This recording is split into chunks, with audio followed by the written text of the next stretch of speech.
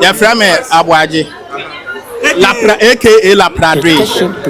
But Jana Ashini Nano. Adia Ashoki Mekesipa ne say ade we atasi. A free barasa echo National Fire Service one. You bet say 2 minutes drive or calculate you bet say 250 meters. Na car timi aba. Car na ntimi anya hwe say nsuo na enimo. Se de na enimo. Minim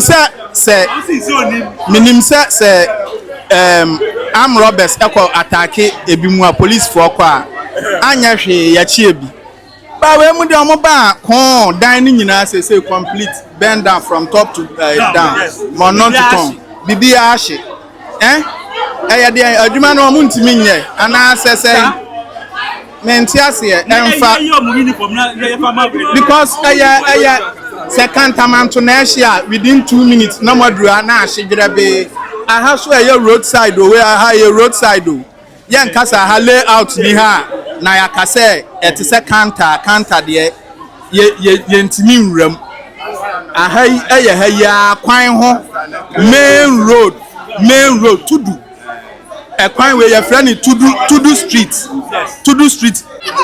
street o na dino esi kwan ho pe na ahye emfa o nana emfa enti fire service for mo yan kasa omo nyo omo adwuma ye ntimi nkasa but omo ape adwuma na kakraman atiasa because minhu area ha bibia ahia yati omo atimi save da me betina bibia ebe higirebe bibia grabu eye de omo ha ya o fire service eye hand ebe se 200 meters o ufri kwajo Thompson o branch Tudu a anes ni ahye jirebe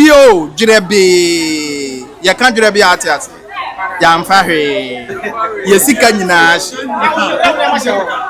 me yire ni amahye ho ahye jirebe